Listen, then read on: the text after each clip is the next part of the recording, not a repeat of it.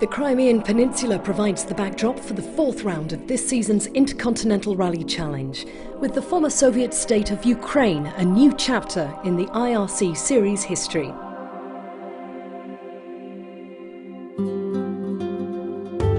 It's 20 years since the country declared independence and moved away from its communist past. But while embracing much of the Western way, it can still be quite confusing to travellers. For once, getting to the stages may be more tricky than getting through them.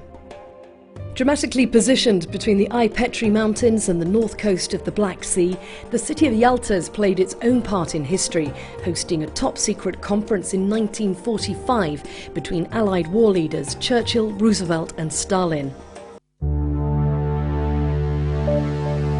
So this is a new event for all the crews, not only for the Peugeot UK team of Guy Wilkes and Phil Pugh, and ups the ante on an already busy schedule. Success on an IRC event is not just down to what Guy and Phil achieve when the handbrake goes off. A new event in a new location means long hours for the whole team.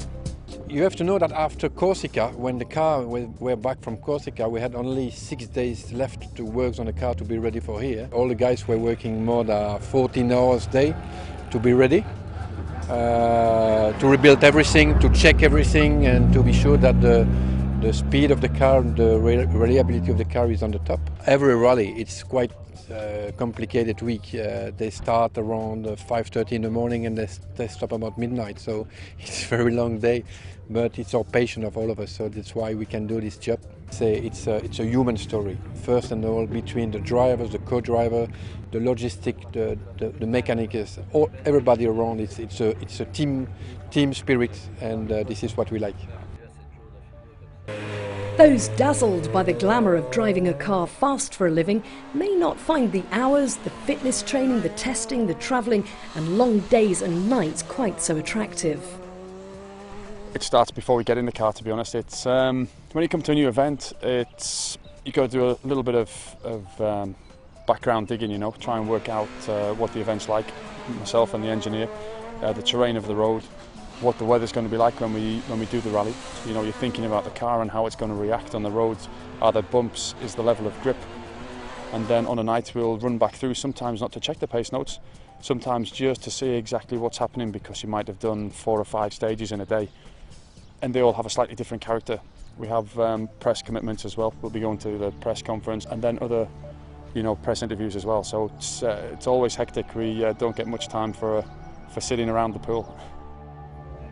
After the recce and more discussions on the best setup for the car comes shakedown, the last chance to get the Peugeot UK 207 in optimum condition for the competitive stages.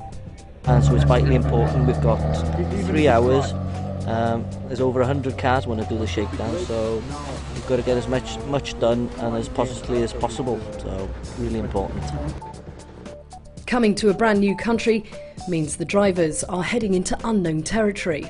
When you come to a new event, you've got to make sure that when you write the pace notes, you put as much information into them as you possibly can from a co-driver side. And especially when you come to a foreign event, as far east as we are, where maybe the English language isn't as well spoken. Sat-nav doesn't help that much in a country like this.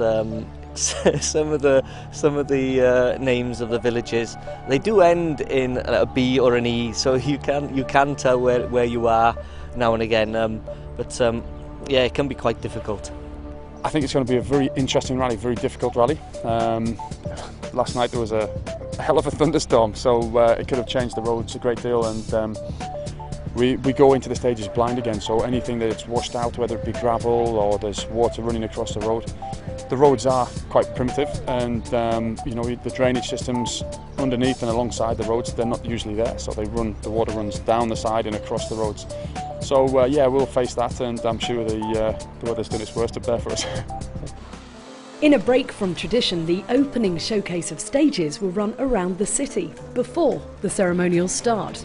The first chance to assess the stages was a short blast along the coast before a sweeping climb up a hill, and a third quickest time for the Peugeot UK boys, 1.5 seconds behind Thierry Neuville, who led the way in his Peugeot 207.